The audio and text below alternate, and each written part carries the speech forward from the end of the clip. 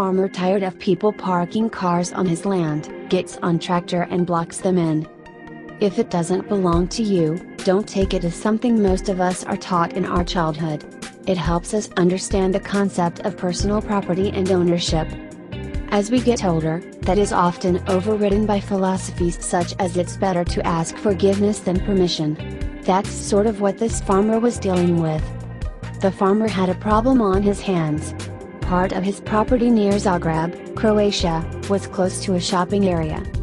Seeing the empty field, people decided it wouldn't hurt anyone to park there while they ran their errands. So they did. The field filled up with market-goers' cars. It doesn't seem like too much of an issue, right? Open space, no one doing anything with it, why not use it as free parking? Wrong. Dvobovic wasn't having any of that. It's not clear how well marked his property was, or whether he'd asked people to move, but regardless of what preventative measures had or had not been taken, the result was still the same: cars were parked on his property. And he did not like that, so he plotted his revenge.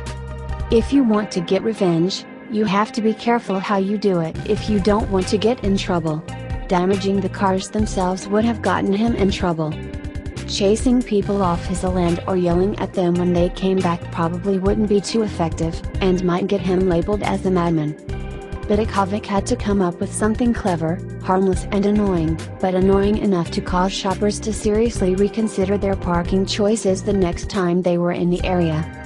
So he took his tractor out for a spin and plowed deep trenches around the parked cars. The turned over mud and uneven surface would make it nearly impossible to maneuver in the small cars that were now stuck on his land. People watched as he made the rounds with his tractor, and they laughed. It's probably safe to assume that the people laughing were not the ones whose cars were in jeopardy. The people whose cars were affected were not too happy with the situation now, either. Someone called the cops on the angry farmer. After a chat with Vidakovic, the authorities said there was nothing they could do, since the people were, after all, parked on the farmer's property and trespassing. Hopefully, these shoppers learned their lesson: don't upset a farmer. And maybe Vidakovic might consider opening up a lot on the field. It certainly would get used.